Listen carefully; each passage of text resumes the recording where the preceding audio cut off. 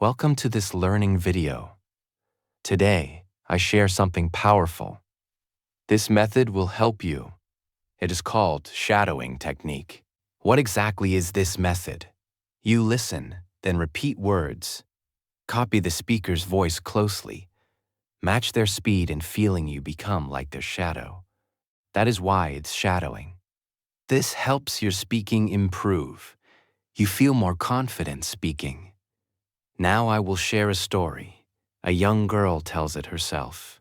She is also the main character. The story is called Airport Day. Are you ready to begin? Let us start right now. Please like and subscribe today.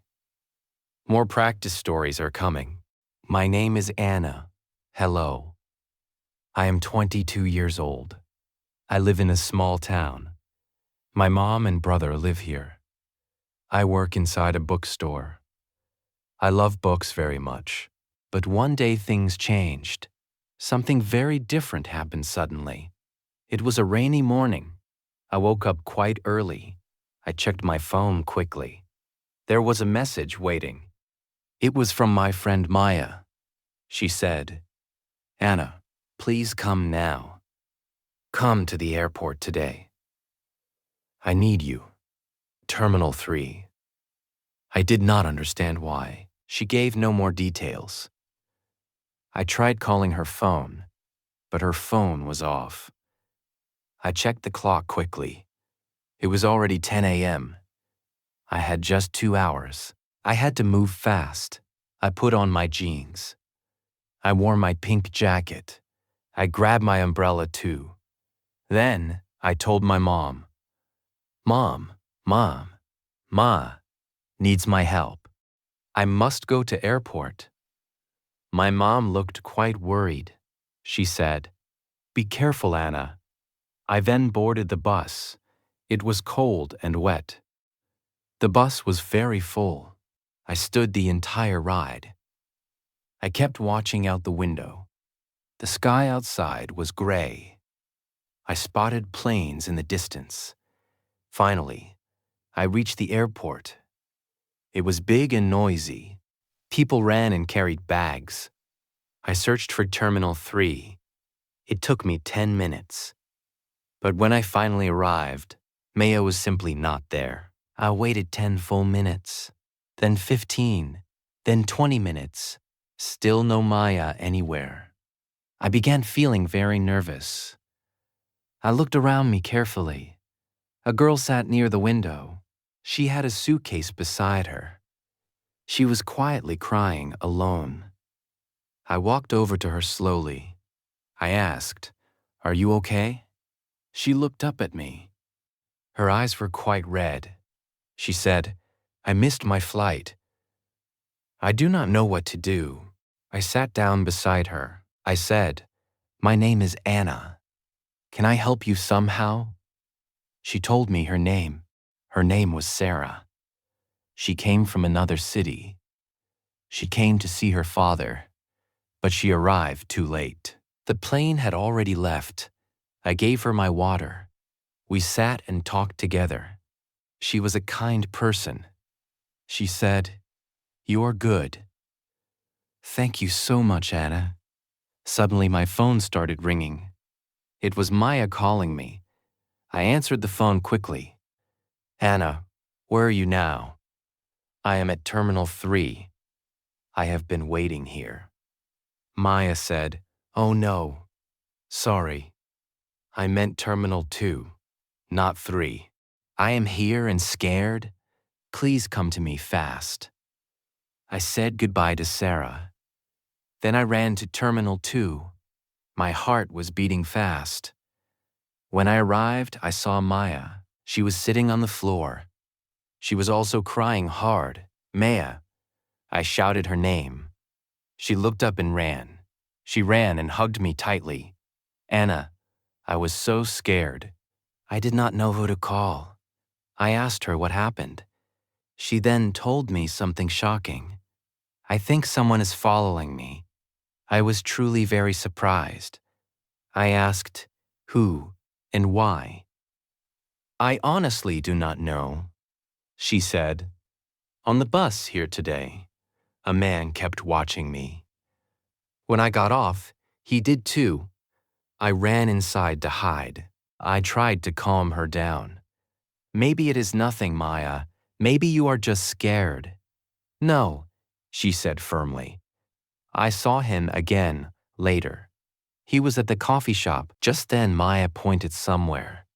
That is him, she whispered. I turned to look carefully. A man stood near the exit. He wore a black cap. He also wore a brown coat. He was looking at his phone. My hands felt suddenly cold. Stay here, I told Maya. I will go speak to him. But before I could walk, the man looked directly at us. Then he turned and walked away. We stood completely still. We watched him disappear into the crowd. Maya said, "Do you believe me?" I nodded slowly at her. We sat quietly for a moment.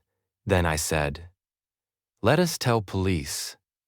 We walked to the help desk. We told them everything we saw. They listened to us carefully. We will check the cameras, they said. We felt a little safer. Maya smiled and looked at me. I am so lucky, she said. You are always here for me. I said, next time, right terminal. We both laughed together. But something still felt wrong. Why was that man following her? Was it just some mistake, or was something else happening? I looked at Maya seriously. Let us go home now. But we must stay careful. She nodded and agreed with me. We walked outside the airport. She nodded and agreed with me. The rain was still falling. I opened my umbrella wide. We got into a taxi together. As we sat in the back, I noticed something through the window. A man in a black cap, a brown coat. He was watching. The taxi slowly pulled away. The rain hit the windows hard. Maya held my hand tightly. I looked out once more. The man stood under a tree. He watched our taxi leave. My heart beat even faster. Maya, I whispered quietly. He is still out there. He watched us leave just now. Maya looked out the window. She saw him standing there. Her eyes went wide with fear.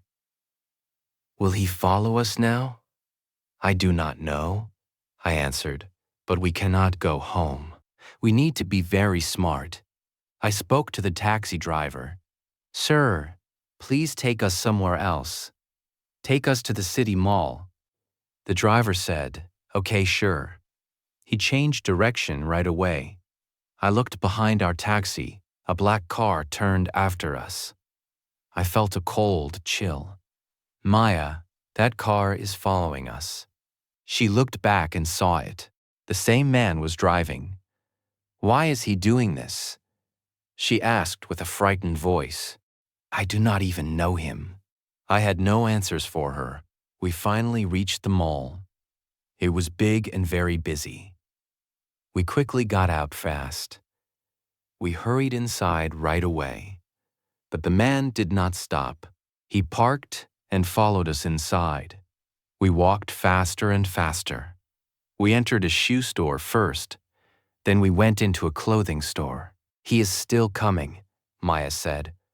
I grabbed her hand firmly. We must find a security guard. We spotted a security guard.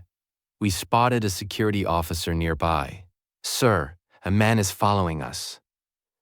Please help us right now. The guard looked very serious. Can you point him out? The guard walked straight toward him. Sir, why are you following them? The man looked very surprised. I am not following them, he said. She is actually my sister. He pointed directly at Maya. Maya stepped backward in shock. What? You are lying, she shouted. The guard said firmly to him, You need to come with me. The man tried to suddenly run, but 2 more guards stopped him. The police were then called. We sat down and waited nervously. A kind lady brought us tea. Maya was shaking beside me. I put my arm around her. The police finally arrived and came. They asked us many questions. They also reviewed the mall cameras. After some time, an officer returned. "You were completely right," he said. "He followed you from the airport," he said. "He followed you from the airport. Why was he doing that?" I asked. The officer explained what they found. The man had photos of Maya. He also had her name. He had her home address too. Maya looked completely shocked hearing this. "But how? Who is he?" The police said, "We are checking. He may be a hired detective. Someone paid him to follow you." Maya whispered quietly, "No, it cannot be." I looked at her carefully. She looked down at the floor. "My ex-boyfriend from last month. I ended things with him. He was very angry about it."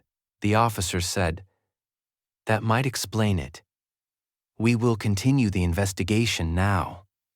Maya began crying again softly. "I was so scared," she said. I hugged her very tightly. "It is okay. You are safe." After several long hours passed, the police finally released us, both. They said they would call us. Outside the mall, it was raining, but this time the rain felt soft, like everything would be okay now. We took another taxi home. Maya slept on my shoulder quietly. She looked tired, but very peaceful. When we arrived, Mom opened Ned the door. She looked very worried about us. "Where have you girls been?" I saw something on the news. "Something happened at the airport today." I told her everything that happened. She hugged us both very tightly. "You are my 2 brave girls." That night I could not sleep. I thought about everything carefully. The message, the airport, Sarah, the man. So many things happened that day, but I felt proud of myself. I helped a stranger find comfort. I protected my best friend Maya. I stayed calm even when scared. I showed real courage that day. 1 week later, something sweet happened. I was working at the bookstore. Suddenly, someone called out my name. "Anna." I turned around quickly. It was Sarah from the airport. She was smiling warmly at me. "I finally found you," she said. I laughed and felt very happy. "You remembered my bookstore's name." She nodded and said, "Yes, I wanted to thank you again. You truly helped me that day." We sat together and had coffee. She told me some good news. She met her father that night. Now she was living in our town. "I do not have many friends here. Hey, can we please be friends, Anna?" I smiled warmly at her. "Yes, I would love that." That day I learned something important. Scary things sometimes do happen. We do not always know why. But when we choose to be brave, when we help each other out, when we stay kind and strong, good things always come back to us. I went to help my friend, but I found much more that day. I found real courage inside myself. I found a brand new friendship. I discovered my own true strength. Now it is your turn. Watch this video one more time. Pause after every single sentence. Repeat it using the shadowing method. Copy the speaker's voice carefully. Feel every emotion deeply inside. Speak with real confidence always. This is how your English grows. Do not forget to like this. Please also subscribe to this channel. More shadowing videos are coming soon. Thank you for learning with me. See you again next time. Keep practicing and keep growing.